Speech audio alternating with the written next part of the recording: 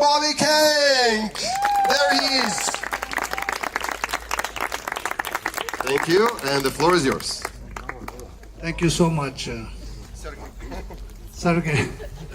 I know you're a comedian, but I'm better comedian than you.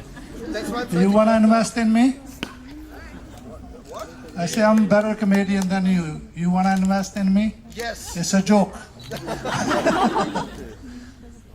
Good evening to all of you. Thanks for inviting me today here to talk about my story and your guys' story. Starting story is called Startup. One time it was my story at that time, long time ago. First, I take a moment to thank some people who put this event together. By the way, I was involved in it from day one. I came at the place when Hakub Jan. Cheers to you, Hakub. You did a great job. Many congratulations. Your team did a tremendous job. This guy didn't sleep for last 3-4 days. Guys, give him a big round of applause to Hakub.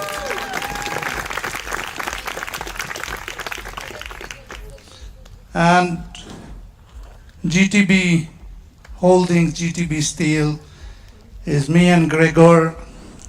Gregor is sitting here. He's my partner, and he's a guy behind the scenes who never comes in the front. But he does a lot of things just sitting behind. But he used me as a front. That's the bad part, because I have to take all the bullets from Azerbaijanis. Just for the information. He sits in the office and make phone calls, and I'm on the site taking the bullets. Anyways, we will talk about that later. Let's start with my story.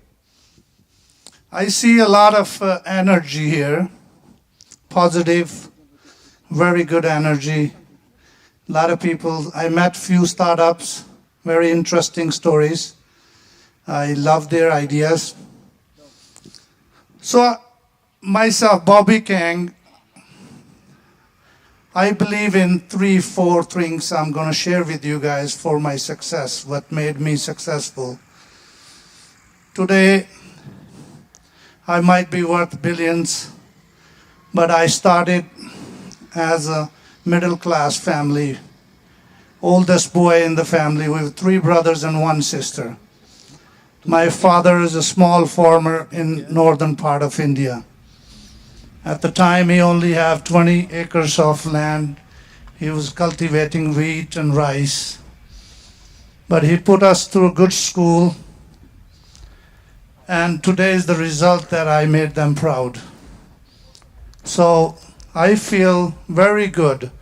And I want to share my story with you guys just to tell you that it's possible. Anything is possible. In 1990, when I was 19 years old, young boy, I decided to go to US. It was circumstances which took me to US because there was a civil war going on in India. Our people were fighting the government. Because of the civil war, I was forced to go out of the country, and I end up in US. By the way, it's in the records. I went there illegally, crossed the border, Mexico. It took me 6.5 months to reach there. So that's another story, what I went through in those 6 months. I will not share that with you guys, but that's a lifetime experience. So at 19 years old, my first job was a Subway sandwich store. I slept inside the store. I took showers in the sinks, and I opened the store and I closed the store for almost a year. But I had an idea. I was always thinking about doing something big, always. I did not stay at Subway for too long. I worked there 1.5 years, and I moved on. My biggest break was I started a trucking company. logistic and trucking company. That was my first venture. So I started as a truck driver. I didn't want to drive the truck, but I wanted to feel it, what trucking is. My idea was to do a trucking business because United States of America, there's a saying, US lives on trucking. This is the long saying because it's such a big territory that they have to move the goods around no matter what. The economy is bad, economy is good, trucking is always good because consumer goods we have to move. So I wanted to do that business because that business was bulletproof. Doesn't matter the economy good or doesn't matter the economy is bad, we're still going to truck it. Because people still gonna eat, people still gonna buy clothes, people still gonna buy gifts on Christmas, people still gonna buy beds, people still gonna buy furniture, people gonna buy cups, plates, whatever you call it. 85% of consumer goods, we move it on our trucks. So I started as a truck driver back in 1996. So I experienced the road. Every shipper. How many people understand very well? Everybody can hear me? Good? Good. So every shipper we picked up a load from, every receiver we delivered the load from. I went there and I collected all the data.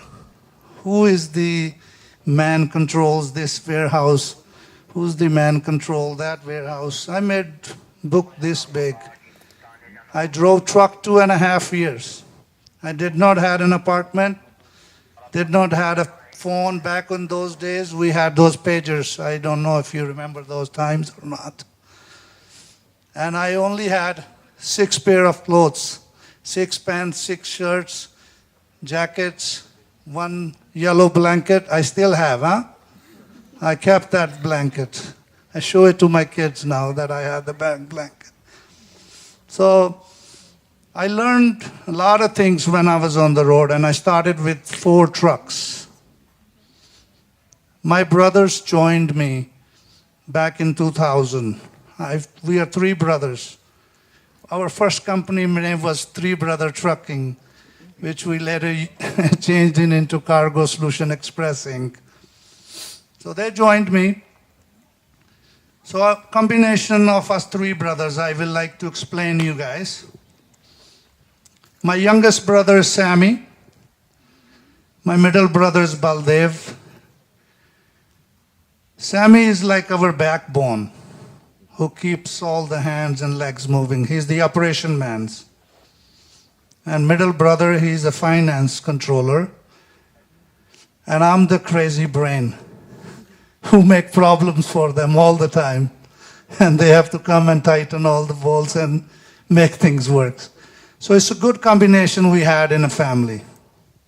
The success happened, I would like to share with you, because of these things. First was family support. We are 3 brothers, 1 sister, and 52 cousins who work under my leadership today.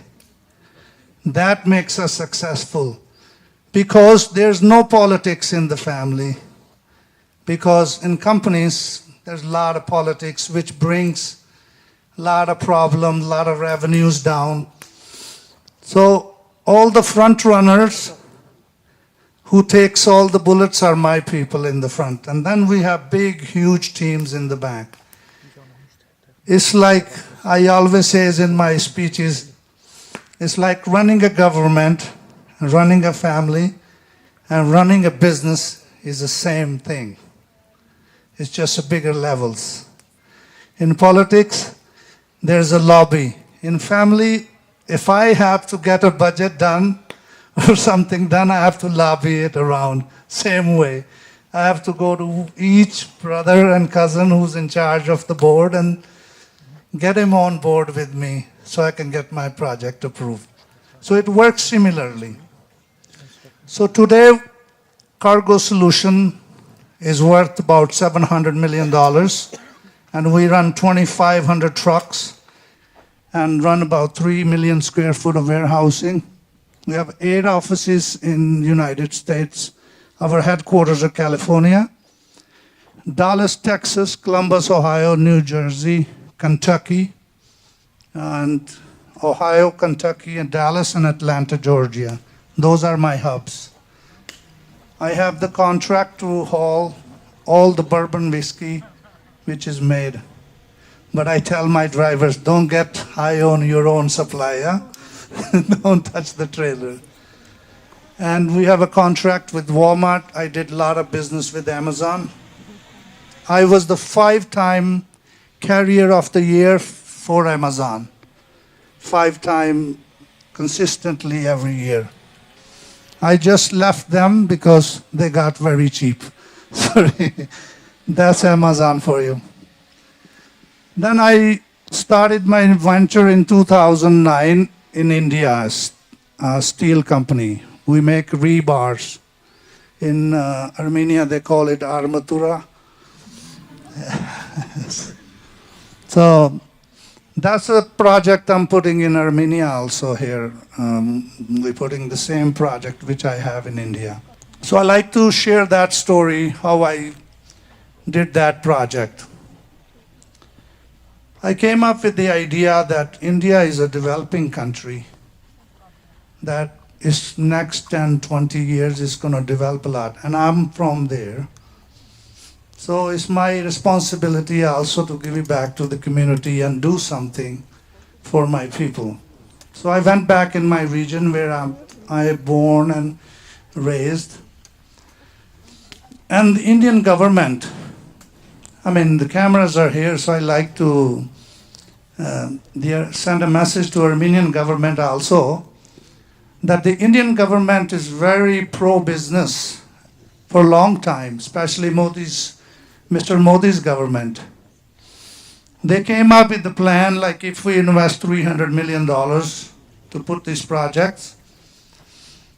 In Armenia, there's a VAT tax, I think is 20%. In India is 18%.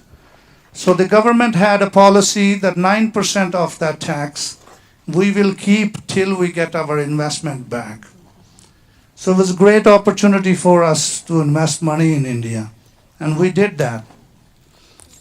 I stayed 4 years in India at that time to put that project. And today that company is worth about $400 million. And we are number 2 brand in the northern part of India. And our goal is to grow that market into pan-India. And you can imagine the growth will be in billions and billions in dollars. So the third venture I did is hospitality business. I did Holiday Inns, Marriotts, Ritz-Carltons. I own a lot of hotels in US. But I don't buy the hotel. What I do is I buy the land and I develop the hotel and I go make deals with these brands and I run their brands on my buildings and give them the royalty. So today, to cheer you guys up, the startups, I would tell you this, that is possible. If it happened to me, it can happen to you, the success. But I'd like to share one thing with you. Courage is the building block of all the qualities in you. So you gotta be brave. You cannot give up. Believe me, it was not easy journey for me to reach to this point. I failed many times. I felt very bad many times. But one thing I didn't do, I didn't give up. I stayed at it. Like an example I will give you. I came to invest in Armenia. I met Gregor. It was, again, my destiny bring me here. How I got in Armenia, that's another story. Short version I will share with you. So I was buying, I buy steel scrap and then I melt it and I make new new steel. So I was buying a steel scrap from one of the Armenian guys in Mexico. And he asked me, he said, "Oh, what do you do?" I said, "Yeah, I buy steel and I make these armaturas or rebars." He said, "Oh, I have a friend in Armenia who wants to open up a steel factory. Would you like to go and meet him?" I said, "Yeah." So I'm very blessed. God is very kind to me. So I own my own planes. And so I flew here. And I told him I was going to charge a lot of money. He said, "No, he will pay." That's Mr. Gregor. He has very deep pockets, but he never reaches down there. He always keeps his hands up there.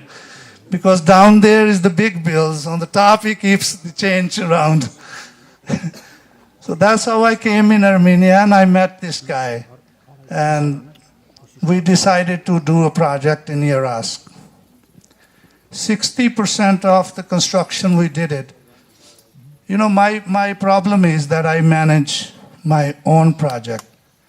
See, when Hakub was putting this thing, I was involved with him, his vision, plus some help we did to put this thing together. So I'm here since January 8th. I never went back home because my goal was to start the production in December. Unfortunately, one of their minister, I think economy minister, posted on his Facebook that, "Oh, we're putting a big metal factory in Yarask on the border." And then the Azerbaijanis start to make statement, "Oh, this is not legal," and all that. And next thing they do, I'm walking the factory and I'm going in the office, and the first bullet come and hit the wall of the office. That was a message sent to me, "Hey, get out and get out of here. You're not welcome in Armenia to put this project." But I tell you, I'm still here. And I'm not going nowhere.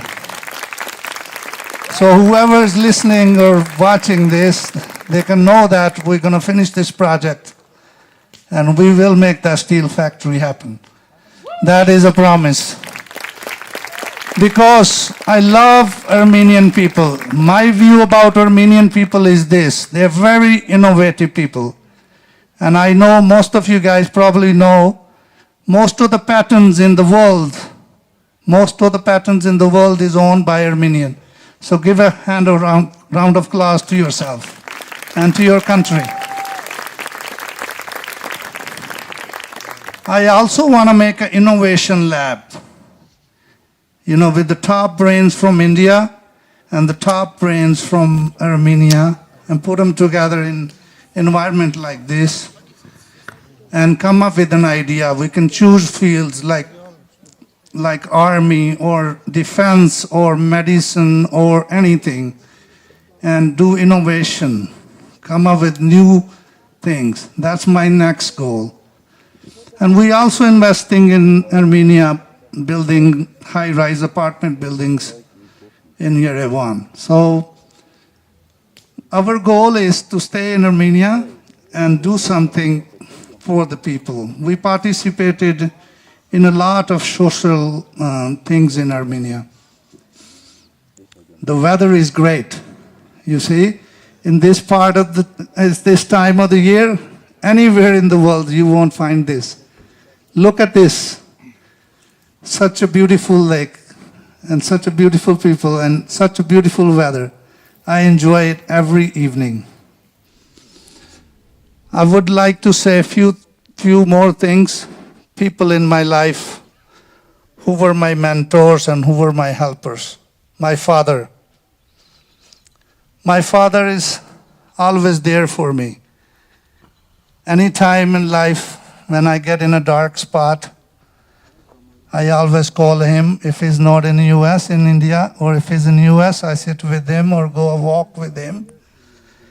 And I will ask him, "Dad, what would you do in this situation?"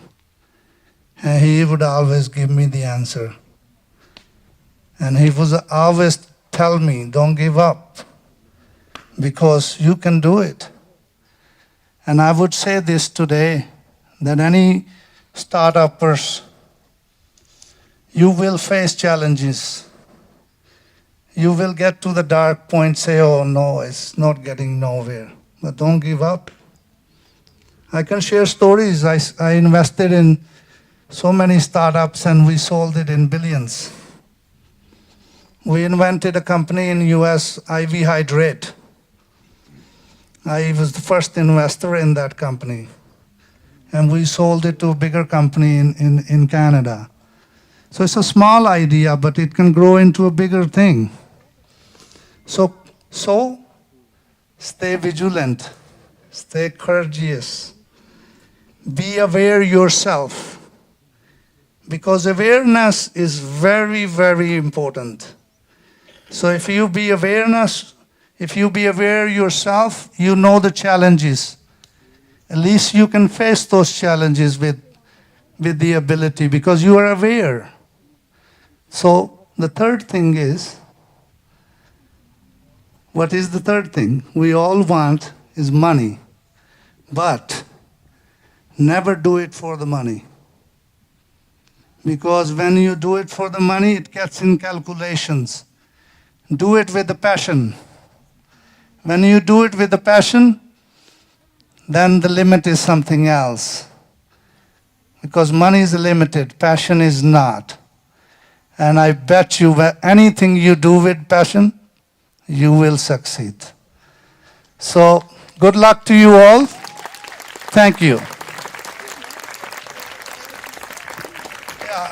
Anybody wants to ask me a question, I'm most welcome to answer them. One last thing I would like to share with you guys is what helped me in life is meditation. It gives you so much positive vibes, and believe me, it changed my life. Money is, when I go in meditation, it gives me that awareness. The money is just the paper, just the number. It's Bobby King, a son of the farmer, is the most important thing. Who came in this world, who's going to make a name. I will share one small story with you guys. Somebody died, and one person and his mother was living in a house, and a saint was standing by listening to their conversation. So mother asked the daughter, said, you went to their funerals. What do you think? He went to heaven or hell? What is your thinking? She said, oh, mother, he went to heaven for sure. And the saint asked the small lady, how you know? She said, when I went to the funeral, there were many thousand people out there. And everyone was talking about that guy. He did this good, he did help this guy, he did this, he did that. For sure he went to heaven. Because all he did is, if all of these people are witness for him for good, he's definitely gone to heaven. So it's not about money, it's about what you do. That's what it matters. That's what it matters. It has to come from the heart. Thank you guys. A lovely evening. Good luck to you guys. I'm here to answer any question if there's any. The question was, how much are you going to invest into Armenian startups? So, just you. Just me. Listen, I made a promise to myself. Anything I do in Armenia, it has to be with you. So, even you put money or don't put money, you still a partner, okay? Okay, Now, okay. we will invest a lot of money in Armenia in startups too. But, you know, it all has to make sense. I just met 2-3 people today, and I'll come back on 28th and listen to all their ideas, and we'll see. We'll, you know, if it makes sense, I'm your guy. I'm the big risk taker.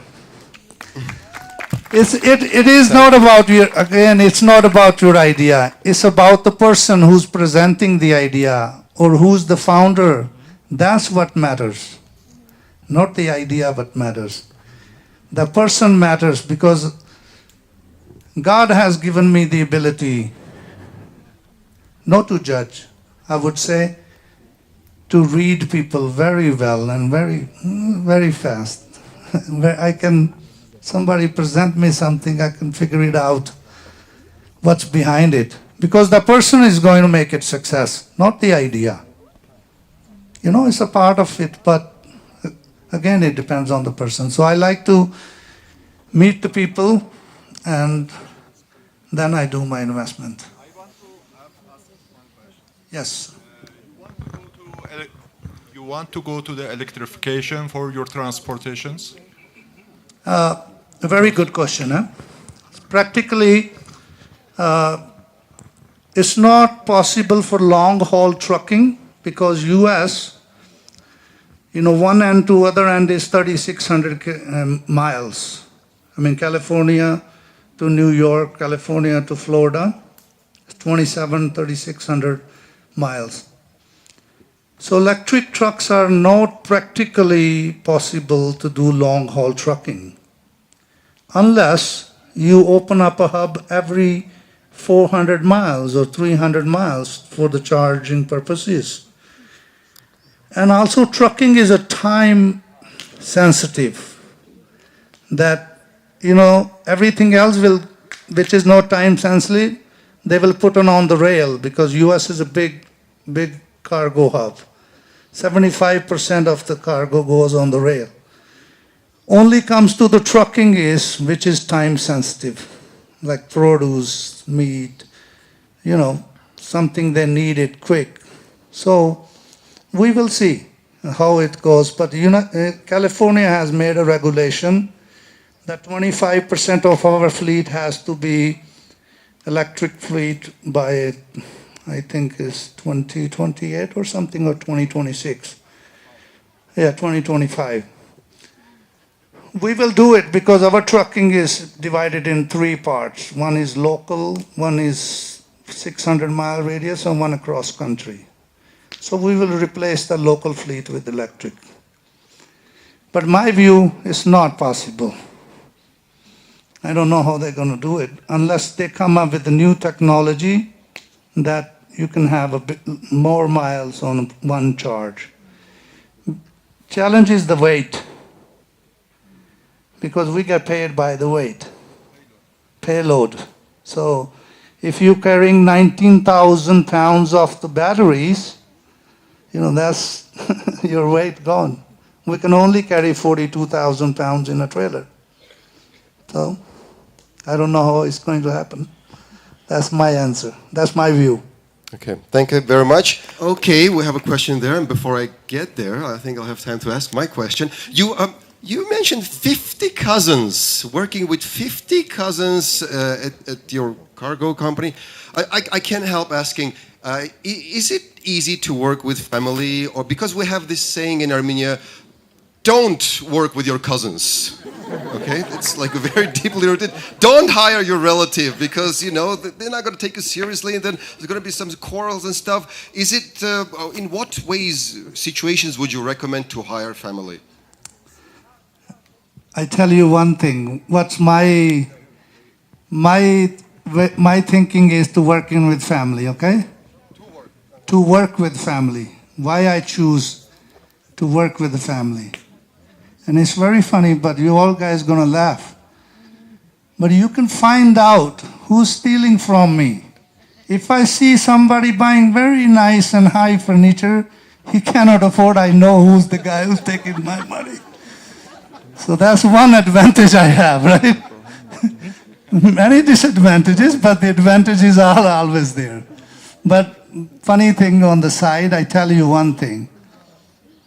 Families are families. Culture is culture. But in our family, I do everything, not for me, for the family. Every money we make is for the family. We have a big trust. So I treat it as a business partners. You know, they all have interest in it. You know, they are part of it. Can you imagine? My son is 22 years old, and he turned professional golfer, huh? His name is Amrit Paul Kang. And 1 year he played, and then the COVID came, and then he had a back injury. And he's here in Armenia with me. He's not here today. He's just went to US. He'll be back next week. But he's here with me in Armenia to look after this project, because he's in training. He's my son, 22 years old. So, you know, it's a culture we developed in our family, that we put people together and we work together. And believe me, I never had a problem. But one thing is a leader. You know, they all, whatever I do, whatever I say, they do it. Doesn't matter if it is good or bad. Because my reputation speaks for itself. They know that I'm not going to fail them. So many projects I have done successfully. So my ratio is very good, when they look at it. So they invest in me. I'm like a startup too, but in a different way and different fashion. So I pitch it to my family. Hey, this is my idea. This is my idea. This is my idea. And they all get on board, and then we do those projects. So I'm going to call my cousins today. yes, sure. How old were you when you started your trucking company? Because I'm already 25 years old and I have this feeling that I'm always late. I don't know why. And also I wanted to ask you, how did you find the funds to start your company? Because I think you needed a lot of funds to do that with your brothers. Very good question. And I tell you one thing, that I've been very blessed.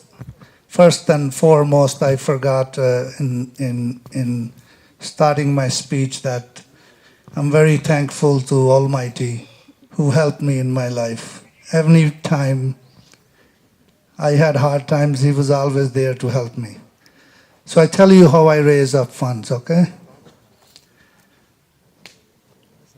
Back in the day, since I've been born with this ability, with ideas that how to do impossible thing possible. Believe me, I didn't have the money when I started the business. But in US, it's a big market. And trucking business, you don't need a lot of funds, actually speaking. If you have a credit, all you need is 10% down payment. The truck costs $150,000. All you gotta have is the $15,000 to put the down payment, and they give you the truck. And then I can contact the fuel companies, big fuel companies. They give me credit for 30 days. And the customer is going to pay me in 45 days, whoever I do the work for. So I find a financer. It's called factoring company. In the world, everything, the gold is being sold, factoring companies are buying the bills, they're paying, they're collecting the money. So there is a solution for everything. So I found all those solutions to make a successful trucking company. Believe me, I didn't even have one. Beside that $15,000 or $20,000 I borrowed from somebody, I didn't have no money. But up to 100 truck, it was challenge. We were just, robbing Peter, pay Paul, robbing this guy, paying this guy, managing it. But when we went after 100 trucks, then we never needed to look back. I mean, today the revenue of the company is $450 million a year, and we make double figures. My education is accounting. I'm a number guy. My main business is to buy a business, invest in a business, make it a big company, sell it or sell part of the equity, or get a bigger guys invest in me. That's my way of doing things. But I haven't sold the ownership of the trucking company yet. none of the steel ownership yet. But I have invested in a lot of other companies. So that's how I did it. And how old I was about your age, 25 years old, when I started it. Okay? Okay. Just hold on to your ideas and you'll get to $450 million a year at some point. Good evening. You said you are a high risk taker. So first of all, at what stage is your preference to invest in startups? And is there any specific industry you are motivated to invest in? No, I'm not particularly involved in any industry like I'm going to invest in this or that or that. Something, I have to feel it, you know. I'm a feeling guy.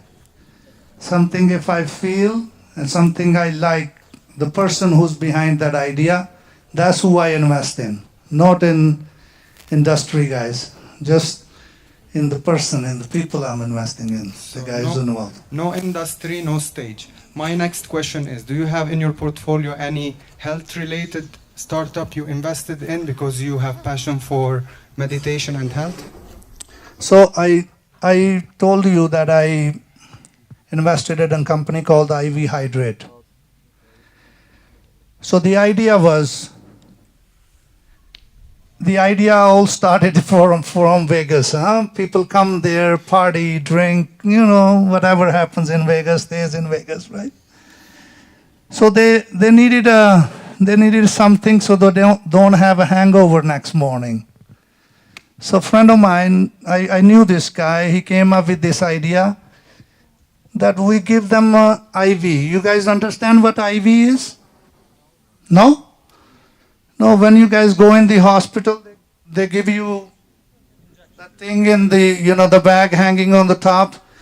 It's actually giving you hydration in your body. You can put vitamin C in there and all that. So the idea was when people come to Vegas, they want to get drunk and they want to get coked out or they want to get whatever party, to give them something they don't have a hangover next morning. So the idea started from there only.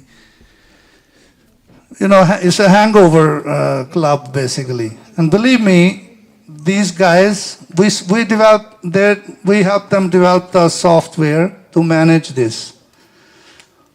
Because in US, we figured out a loophole in the law that a registered nurse can go to your house or can go to your car, can go to your hotel room or anywhere, can give you IV. Because it doesn't have a reaction. Because it's just water. Unless you're not putting, you know, ibuprofen or painkiller in it, then you are okay by the law.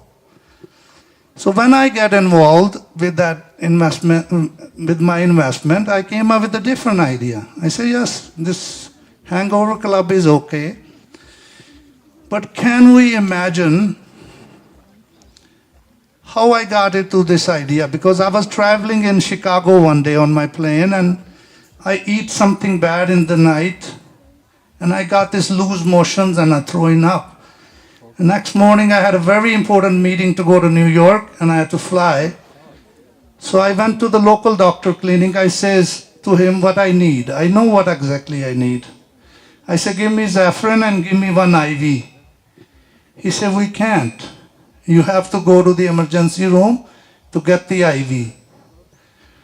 So, $1 billion guy gonna go to the ER and sit there 4 hours to get a $5,000 bill for one 20 cents bag of IV. That gave me an idea to give IV available to your house or to your hotel rooms or to everybody. So then we took that idea from Vegas and we created this company and we created a business plan that if one IV in one county, not in a city, one county in US, one IV, one county, 1 week, the number came over $1 billion revenue a year. So we sold it to a Canadian company, that company. So I did investment in that, but not in another medical field or nothing. I did an investment in education software, which is doing very well right now in a company called Almabe in India, and many more. Okay, that's going to be the third question, I think, from the same. Let's move on. We'll keep that in mind. But, Sure, I will. okay, everybody, while I have your attention, I'm doing the IV startup in Armenia. Nobody do that, okay? I call it first. I call it. That's brilliant. That's totally. Başım perva. Yes, Emanımda. We had a hand from this side. We haven't had a lot. So, good evening, everyone. I'm Kevin Markalan from Starship Armenia. So, our friend a little bit back asked about how all this AI and it's very on trend at the moment. And obviously, a lot of these startups over here are utilizing AI to the best extent. And on the other hand, there are some startups that might not be utilizing it as much or might not be as strong as them. I want to see what are your tips for those startups to be able to kind of shine and kind of come through and still seem as interesting as the other ones. Good, very good.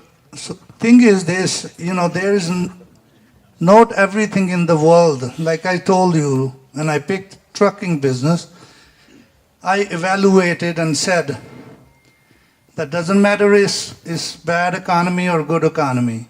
We're gonna have to move the goods. So all ideas don't have to have the AI factor in it, because some can be related to, like I met these folks, I forget their company name, they make these equipment for the handicapped people, for them to have entertainment or some movements in their limbs which are not working. So that has nothing to do with AI. But I think it's a big scope just in Indian market. Just if I can go sit with defense minister, I will get a contract and maybe I'll invest in that company. So to answer your question it's not the AI or this or that. What makes it work? Like this equipment they are making, it's making sense to me, and it has a big market. And we might invest in it. So it don't have to be AI or anything. It has to make sense, that's all. Okay, does anyone have a question about food industry? Okay, then I'll ask the food one then. Yeah, thank you. Hi. So, I guess whatever you've mentioned about passion, about a person being capable of doing the things, and about believing in himself and the team, we can say that's a minimum requirement to continue talking. So I guess it's interesting for everyone to focus on what's the next step. Let's say the minimum requirements are made, the person is capable, the idea makes sense. What to focus next? I think that's why we are all here, right? For the next step, right? Find the investor and who has believe in your idea or in your project, and who can be a partner and who can take this to a next level. That's why we all here. That's the purpose of this whole thing is to get both of us together or somebody else together with you. And that's how would you find it if you continue to go to these places. Maybe I didn't get your question right or something.